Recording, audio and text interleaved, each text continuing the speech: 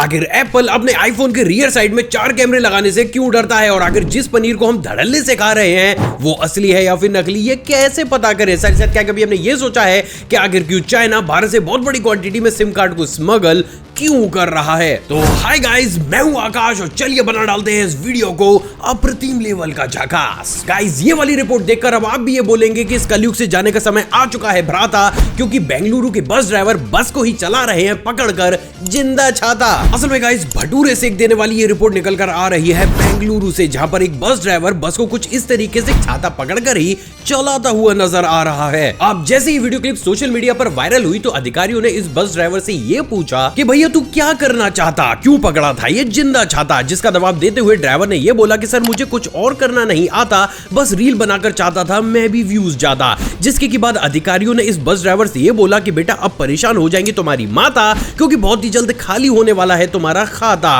और अब तुम सस्पेंड होकर घर पर ही जुटाओ 2 वक्त का आटा, क्योंकि हो चुका है तुम्हारी जिंदगी में गहरा घाटा। तो इन शॉर्ट एक रील ठोक सकती है आपके करियर में कील, तो भूल कर भी ऐसी बावली घास वाली हरकतें ना करें, क्योंकि आपकी इन्हीं हरकतों की वजह से मुझे इतनी लंबी लंबी राइमिंग बैठानी पड़ती है। गाइस जैसे कि हम सभी जानते हैं कि प्रेजेंट डेट में दुनिया के सबसे बड़े इलेक्शन को कंडक्ट किया जा रहा है। हाँ, वही इलेक्शन जिसमें इलेक्शन कमीशन और ईवीएम को भर भर कर इतनी गालियां पड़ती हैं जितना तो कैरी भाई ने अपने पूरे करियर में ना दी होंगी। क्योंकि गाइस बहुत से लोग ये क्लेम करते हैं कि वो बटन दबाते तो किसी और के नाम पर है, लेकिन वोट तो कहीं और ही निकल जाता है। तो फिर गाइस क्या इस सिचुएशन में आपने कभी ये सोचा है कि अगर हम ईवीएम मशीन के 2 बटन्स को एक साथ प्रेस करें तो उस कंडीशन में वो मशीन करेगी ही क्या? साला कंफ्यूज करते हो हमें। तेरा तो गेम बजाना पड़ेगा। असल में गाइस ये जानकर आपके भी बैलेट पेपर छप जाएंगे, लेकिन इन्हीं जैसी गिलगिली हरकतों को रोकने के लिए हर एक ईवीएम मशीन के अंदर एक इंटरलॉकिंग लॉक को लगाया जाता है, जिसके थ्रू आप एक बार में इस मशीन के सिर्फ एक ही बटन को प्रेस कर सकते हैं। अब अगर किसी भी इंसान ने 2 या फिर उससे ज्यादा बटन्स एक साथ प्रेस करे तो ये मशीन अपने बटनों को ठीक वैसे ही टाइट कर लेती है जैसे धोनी भाई हर एक बॉल के बाद अपने ग्लव्स को करते हैं, और एज अ रिजल्ट इस मशीन के सारे ही बटन अपने आप ही लॉक हो जाते हैं। और ये सेम वही टेक्नोलॉजी है जो आज से काफी समय पहले किसी भी टेप रिकॉर्डर या फिर जो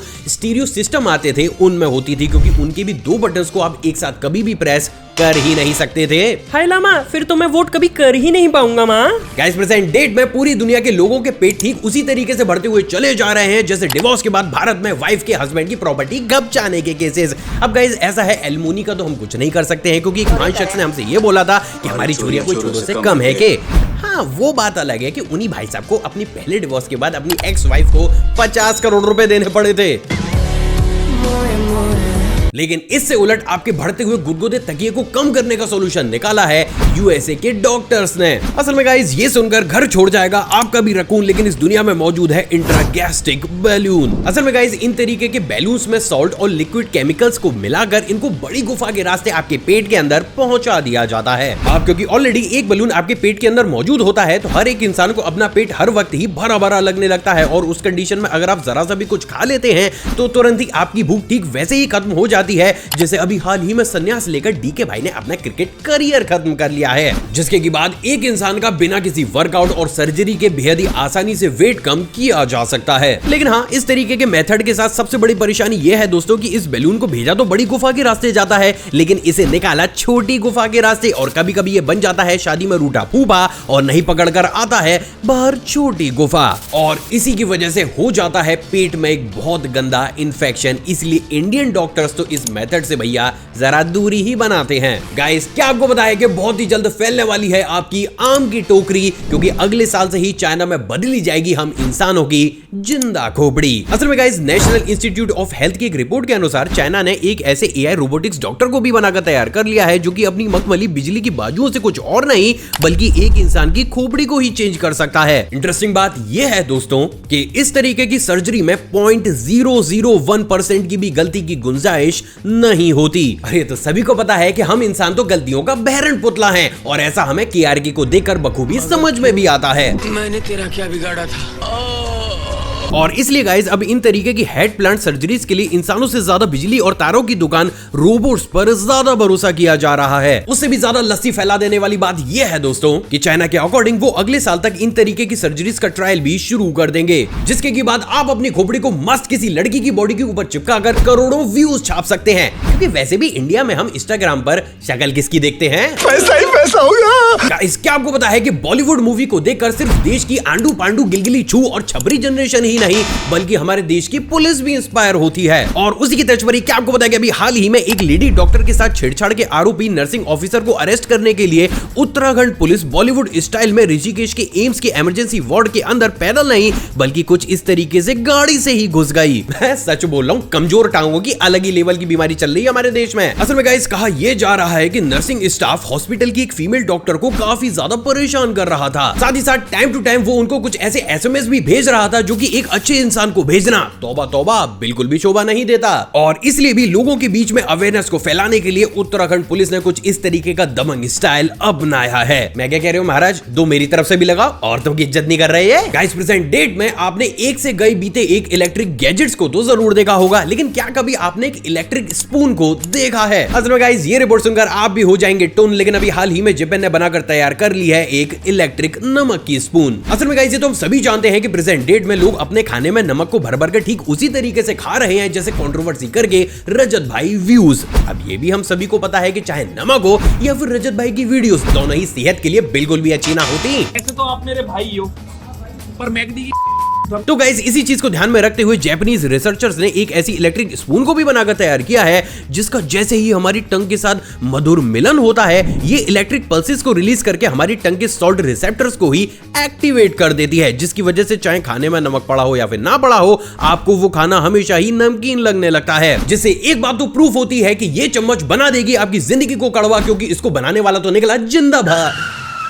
बहादुर। अबे मुंह के अंदर बिजली के झटके चलाने वाला कोई कमजोर दिल का थोड़ी होगा। वैसे क्या कभी आप इस तरीके की स्पून का इस्तेमाल करते हुए खाना खाएंगे या फिर नहीं? आप अपनी राय नीचे कमेंट सेक्शन में अपने आकाश भाई को दीजिएगा जरूर। गाइस ये वाली रिपोर्ट सुनकर भुन जाएंगे आपके भी भुट्टे, लेकिन इस दुनिया में एक ऐसी एयरलाइंस मौजूद है जो इंसानों से कहीं ज्यादा तो घुमा रही है जिंदा कुत्ते। असल में गाइस ये जानकर आपके भी घर में पड़े केले छिल जाएंगे, लेकिन अभी हाल ही में इस दुनिया में बार्क एयरलाइंस नाम की एक ऐसी एयरलाइन ने भी एंट्री ले ली है जिसकी फ्लाइट्स को स्पेशली डॉग्स को ध्यान में रखते हुए ही डिजाइन किया गया है। सिर्फ इतना ही नहीं बल्कि यहाँ पर आपके डॉग्स के खेलने, एंटरटेनमेंट, मसाज, खाना और यहाँ तक कि पीने के इंतजाम को भी किया गया है। अब तौबा तौबा, मैं अपने डॉग को तो कभी ना लेके जाऊं, जिंदा बेवड़ा बना देंगे ये तो। इंटरेस्टिंग बात यह है दोस्तों कि अगर इस तरीके की फ्लाइट अगर आप अपने डॉग के साथ बुक करना चाहते हैं तो डोमेस्टिक ट्रेवल करने के लिए आपको 6 लाख रुपए, जबकि इंटरनेशनल ट्रेवल करने के लिए आपको 15 से 20 लाख रुपए चुकाने पड़ेंगे। उससे भी ज्यादा टांग उठा देने वाली बात यह है दोस्तों कि अभी तक इन तरीके की एयरलाइंस हमारे देश भारत से ठीक वैसे ही दूरियां बनाती थी जैसे कि रोमानिया जर्मन शेफर्ड से बनाता है। मतलब ये वाली ब्रीड वहां पर बैन है, ज्यादा दिमाग ना चलाइएगा। लेकिन अभी हाल ही में इस एयरलाइंस ने ऑफिशियली अनाउंस कर दिया है कि वो बहुत ही जल्द अपने ऑपरेशंस को इंडिया में भी करना शुरू कर देंगे। अजीब लेकिन सच। गाइस अभी तक तो आपने लोगों को टॉयज, पेट और यहाँ तक कि लोगों के इमोशन के साथ भी खेलते हुए देखा होगा, लेकिन क्या कभी आपने इंसानों को दूसरे लोगों की जिंदगी के साथ खेलते हुए देखा है? असल में गाइस ये वाकया है इसी साल मैक्सिको का, जहां पर हो रहे एक फेस्टिवल के दौरान लगभग 200 से ज्यादा लोगों ने लैंड कर रही एक फ्लाइट के ऊपर कुछ इस तरीके से लेजर लाइट को ही डालना शुरू कर दिया। अब इन लेजर लाइट्स की क्वांटिटी कितनी ज्यादा थी इस बात का अंदाजा आप सिर्फ इसी चीज से लगा सकते हैं। इन लाइट्स ने लिटरली उस प्लेन को ही कुछ इस तरीके से ग्रीन कलर में ही कन्वर्ट कर दिया था। अब इस चीज को देखने के बाद बहुत से लोग ये सोच रहे होंगे कि भाई इससे लैंडिंग में या फिर पायलट को क्या ही परेशानी हुई होगी। तो इस चीज को समझने के लिए आप जरा इस वीडियो क्लिप को देखिए, जिसमें जब सिर्फ एक ही लेजर लाइट कॉकपिट के अंदर एंट्री करती है तो आप ये देख सकते हैं कि वो कितने बड़े अमाउंट में पायलट्स को इरिटेट करती है। जबकि बात अगर मैक्सिको की इस इंसिडेंट की जाए तो यहाँ पर तो इतनी ज्यादा लेजर लाइट्स को डाला गया है कि उन्हें पायलट के द्वारा इग्नोर करना ठीक वैसा ही काम होगा जैसे एक कैमरामैन के द्वारा आईपीएल के मैच में खूबसूरत ऑडियंस को इग्नोर करना, क्योंकि टीआरपी तो इसी की वजह से आती है। लेकिन सोचने वाली बात तो यह है दोस्तों कि क्या यही है हमारी सो कॉल्ड जेन जी जनरेशन? अबे ये जेन जी नहीं बल्कि गाइस आपने भी आशीष भाई के इस साइलेंट मास्क को तो जरूर देखा होगा, जिसे पहनने के बाद वो इंसान की आवाज को पूरी तरीके से म्यूट कर देता था। लेकिन क्या आपको पता है कि आशीष भाई के इसी झांपड़ी प्रोडक्ट से इंस्पायर होकर फ्रांस ने हकीकत में एक ऐसे मास्क को भी बनाकर तैयार कर लिया है। असल में गाइस फ्रांस की कंपनी ने इस पूरी दुनिया के सबसे पहले साइलेंट मास्क को बनाकर तैयार कर लिया है, जिसे पहनने के बाद जैसे ही आप एक बटन को दबाते हैं ये समाज से आपकी आवाज को ठीक वैसे ही गायब कर देता है जैसे आजकल अन्ना हजारे गायब हो चुके हैं। असल में गाइस इस मास्क को सिर्फ इसलिए बनाकर तैयार किया गया है ताकि आप किसी भी पब्लिक प्लेस में अपने फोन के थ्रू अपने लव वंस या फिर ऑफिस में बिना किसी दूसरे इंसान को डिस्टर्ब किए बातें कर सके। सिर्फ इतना ही नहीं बल्कि क्योंकि इस समय फ्रांस में बहुत बड़े स्केल पर डिप्रेशन भी बढ़ता हुआ चला जा रहा है, तो अक्सर इस मास्क को पहनने के बाद लोग अपने मुंह से प्यारी प्यारी बातों को अपने बॉस या फिर रिश्तेदारों के लिए निकाल कर अपने डिप्रेशन से बाहर आ रहे हैं। हाँ, बस ये ध्यान रखिएगा कि आपने बटन ऑन किया हो, वरना हाल वही होगा जो आशीष भाई की वीडियो में हुआ था।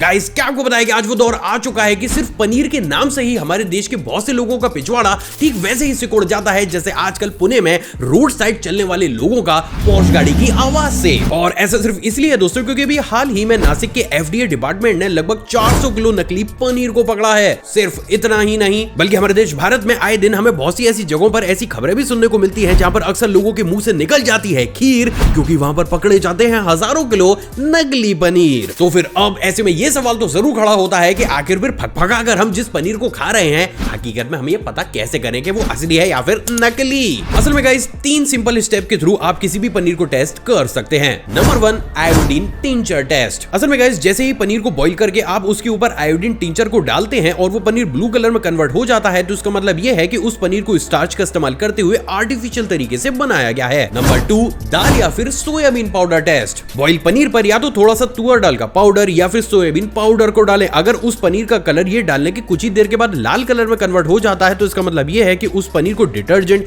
या फिर यूरिया का इस्तेमाल करते हुए बनाया गया है। Number 3, press test. असल में गाइस जो पनीर जेन्युइन और हेल्दी होगा उसे जैसे ही आप हल्का सा प्रेस करेंगे वो बेहद ही आसानी से टूटकर टुकड़ों में बट जाएगा, लेकिन जिस पनीर को आर्टिफिशियल तरीके से बनाया गया होगा उसे प्रेस करने में स्पंज जैसी फीलिंग आएगी। साथ ही साथ जेन्युइन पनीर को मुंह में डालते ही वो आपको हल्का सा मिल्क का फ्लेवर देगा, जबकि आर्टिफिशियल पनीर मुंह में जाते ही आपको हल्का सा कड़वा लगने लगेगा। तो बेसिकली इन स्टेप्स को फॉलो करके आप बेहद ही आसानी से पता लगा सकते हैं कि जिस पनीर को आप कंज्यूम कर रहे हैं हकीकत में वो असली है या फिर आर्टिफिशियल। आखिर क्यों चाइना भारत से बहुत बड़ी क्वांटिटी में सिम कार्ड्स को स्मगल क्यों करता है? असल में गाइस आप ये जानकर दंग रह जाएंगे, लेकिन ये चीज हमारे देश भारत के लिए बिल्कुल भी सही नहीं है। अब क्या है ये पूरा माजरा, चलिए वो समझते हैं। असल में गाइस आज से कुछ समय पहले आगरा में बहुत सी ऐसी लेबर या मजदूरों को पकड़ा गया था जिनके नाम पर खरीदे हुए सिम कार्ड इंडिया से बाहर इस्तेमाल किए जा रहे थे। अब ऐसा क्यों हुआ वो समझते हैं। असल में गाइस इस पूरे सिनेरियो में सबसे पहले एक इंसान गरीब या लाचार मजदूरों के पास जाकर उन्हें ये लालच देता है कि अगर वो अपनी आईडी से एक सिम कार्ड को खरीदेंगे तो वो इंसान उसके बदले में उन्हें 200 या फिर 300 रुपए देगा। अब क्योंकि अक्सर ये लोग ज्यादा पढ़े लिखे नहीं होते हैं तो ये बेचारे इन तरीके के लालचों में फंस जाते हैं, जिसके की बाद वो इंसान या फिर उसके जैसे अलग अलग एजेंट्स भारत के अलग अलग हिस्सों में बहुत से सिम कार्ड्स को कलेक्ट करके उसे सीधा चाइना एक्सपोर्ट कर देते हैं। अब इस कंडीशन में चाइनीज एजेंसीज अलग अलग देशों में काफी ऊंचे दाम पर इन तरीके के सिम कार्ड्स को एक्सपोर्ट करती है, जिसकी वजह से अलग अलग कंट्रीज में बैठे हुए हिंदी बोलने वाले लोग हम भारतीयों के साथ ही कॉल पर या फिर ऑनलाइन फ्रॉड करते हैं। अब इससे 2 मेजर फायदे चाइना को होते हैं। पहला तो इन सिम कार्ड को ज्यादा अच्छी क्वांटिटी में बेचने से चाइना को बैठे बिठाए अरबों खरबों का फायदा हो जाता है। साथ ही साथ क्योंकि इन सिम कार्ड का इस्तेमाल इंडिया में ही स्कैम को करने के लिए किया जाता है तो ये चीज इकोनॉमिकल बेसिस पर हमारी कंट्री को थोड़ा सा वीक भी बनाती है, जिसका सीधा का सीधा फायदा हमारी नेबरिंग कंट्री को होता है। सिर्फ इतना ही नहीं बल्कि इन तरीके की सिम्स के द्वारा सोशल मीडिया पर फर्जी अकाउंट बनाने और अलग अलग तरह की चीजों को फैलाने के लिए भी किया जाता है। और यही वो सबसे बड़ा कारण है जिसके चलते हुए आपने भी इस चीज को नोटिस जरूर किया होगा कि अगर आपके पास कोई भी अजीब सा कॉल आता है तो उसमें 95% केसेस में वो नंबर इंडिया का ही होता है, लेकिन वो इंसान उस समय इंडिया में मौजूद नहीं होता।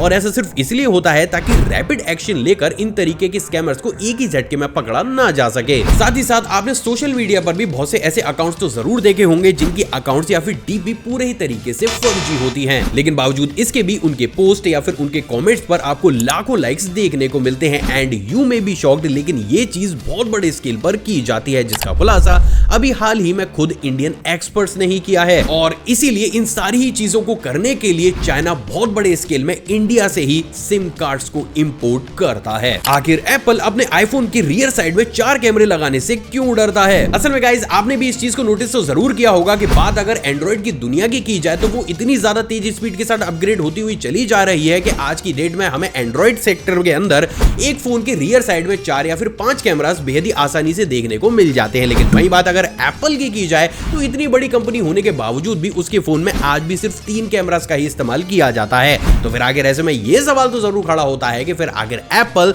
अपने प्रोडक्ट्स के अंदर भैया 4 या फिर 5 कैमरा लगाने से ऐसा डरता ही क्यों है। असल में गाइस इस चीज को समझने के लिए आपको मेरे साथ थोड़ा सा गहराइयों में उतरना होगा। असल में गाइस सबसे पहले बात अगर एंड्रॉइड की जाए तो एंड्रॉइड फोन्स को आप एक तरीके से असेंबल डिवाइसेस मान सकते हैं, क्योंकि इन डिवाइसेस के लिए बोर्ड कोई और कंपनी बनाती है, प्रोसेसर किसी और कंपनी के द्वारा बनाकर तैयार किया जाता है, कैमरास कहीं और डेवलप किए जाते हैं, जबकि उनके सर्किट एक अलग ही कंपनी के द्वारा बनाकर तैयार किए जाते हैं। अब कोई भी मोबाइल मैन्युफैक्चरिंग कंपनी जिसको कि अपना एक मोबाइल बनाकर तैयार करना है, वो इन्हीं सारे कॉम्बिनेशंस को उठाकर अपने हिसाब से असेंबल करके एक नए फोन को मार्केट में उतार देती है। और यही वो सबसे बड़ा कारण है जिसके चलते हुए आपने इस चीज को नोटिस तो जरूर किया होगा कि सेम स्पेसिफिकेशन के 2 अलग अलग कंपनियों के एंड्रॉइड फोन्स में भी एक फोन की कैमरा क्वालिटी अच्छी होगी, जबकि दूसरे कंपनी की सेम सिनेरियो में कैमरा क्वालिटी लो। और ऐसा सिर्फ इसलिए होता है क्योंकि मे बी एक कंपनी ने जिस कॉम्बिनेशन का इस्तेमाल किया है वो कैमरे के लिए काफी ज्यादा अच्छे तरीके से कन्फिगर हो, जबकि दूसरी कंपनी अपने कॉम्बिनेशन में ये काम ना कर पाई हो। अब गाइस इस कंडीशन में अगर एंड्रॉइड फोन में कोई नया फीचर डालना हो या फिर कैमरा की क्वांटिटी भी बढ़ाना हो तो ये काम करना काफी ज्यादा आसान हो जाता है। लेकिन वही बात अगर एप्पल की जाए तो एप्पल की ए से जेड तक की सारी चीजों को या तो खुद एप्पल के द्वारा डिजाइन किया जाता है या फिर अगर दूसरी कंपनी के द्वारा भी डिजाइन किया जाता है तो उस पर भी स्पेशली एप्पल अरबों खरबों रुपए खर्च करके उसको अपनी डिवाइस के लिए बेस्ट परफॉर्मेंस देने वाली चीज को बनवाकर तैयार कर रहा है। और यही वो सबसे बड़ा मेजर कारण है जिसके चलते हुए एप्पल के काफी लो मेगापिक्सल वाले कैमरास भी एंड्रॉइड फोन के 108 मेगापिक्सल या फिर उससे भी ज्यादा मेगापिक्सल वाले कैमरास को अच्छी खासी टक्कर दे जाते हैं। तो गाइस अब बात अगर स्पेसिफिक आईफोन्स के कैमरास की जाए तो एप्पल अपने कैमरा सेंसर और कैमरास के लिए पूरे ही तरीके से डिपेंड रहता है सोनी, सैमसंग और ओमनी विजन कंपनी पर। सिर्फ इतना ही नहीं बल्कि आप ये जानकर दंग रह जाएंगे, लेकिन लास्ट फाइनेंशियल ईयर में एप्पल ने सिर्फ अपने आईफोन के कैमरा की रिसर्च एंड डेवलपमेंट के ऊपर ही 200 करोड़ रुपए खर्च किए थे। अब आप इस बात का अंदाजा सिर्फ इसी चीज से लगा सकते हैं कि कैसे एप्पल सिर्फ अपने फोन के साथ बेस्ट कॉम्बिनेशन और परफॉर्मेंस देने वाले कैमरे के ऊपर ही कितनी बड़ी रकम को खर्च करता है। अब इस कंडीशन में जहां पर एंड्रॉइड के सेक्टर में किसी भी फोन के अंदर सिर्फ एक कैमरा बढ़ाने में ही 30 से 40 लाख रुपए की R&D लगती है, तो वही बात अगर एप्पल की जाए तो वहां पर उनकी R&D on an average 66 crore रुपए की होगी। और ये वो सबसे बड़ा रीजन बनता है जिसके चलते हुए इस चीज को आपने भी नोटिस तो जरूर किया होगा कि एप्पल अपने कैमरा की क्वांटिटी या फिर डिजाइन को ज्यादा चेंज करने के फेवर में नहीं रहता, क्योंकि एप्पल ने अगर ऐसा कर दिया तो नो डाउट उसको अपने फोन को मार्केट में और ज्यादा महंगा करके बेचना होगा। और अगर ऐसा होगा तो एप्पल अपने अभी कंपटीशन से बाहर हो जाएगा। और यही वो सबसे बड़ा डर भी है जिसके चलते हुए अपने फोन को बेस्ट सेलिंग फोन बनाने और उसकी कॉस्ट को भी अपने उस थ्रेशोल्ड के अंदर रखने के लिए एप्पल अपने फोन की कैमरा क्वांटिटी को बढ़ाने से हमेशा ही डरता है। लेकिन हाँ, इसका मतलब ये नहीं है कि एप्पल पूरी जिंदगी अब 3 ही कैमरास का इस्तेमाल करेगा। नो डाउट आगे आने वाले समय में कंपटीशन को फेस करने के लिए वो ज्यादा कैमरास को भी इंट्रोड्यूस कर सकते हैं, लेकिन ये कब होगा और कितने समय के बाद होगा इसका पुख्ता जवाब किसी के पास भी मौजूद नहीं है। और बाई चांस अगर ऐसा हो भी जाता है तब भी उस सेगमेंट वाले फोन्स की जो कॉस्ट होगी वो नॉर्मल आईफोन आज की डेट में जिस प्राइस रेंज पर आते हैं उससे ज्यादा महंगा ही होगा। आई होप दोस्तों आज का एपिसोड आपको पसंद आया होगा और आपने ऑलरेडी इस वीडियो को लाइक कर दिया होगा। मुझसे इंटरेक्शन को बढ़ाना चाहते हैं तो नीचे कमेंट सेक्शन में कमेंट कीजिएगा, या फिर आप चाहें तो मुझे इंस्टाग्राम पर भी फॉलो कर सकते हैं। एक और फ्रेश कमाल एपिसोड में आप सभी से दोबारा मुलाकात होगी दोस्तों। जय हिंद। और हाँ, जाने से पहले इन वीडियोस को भी चेकआउट जरूर कीजिएगा।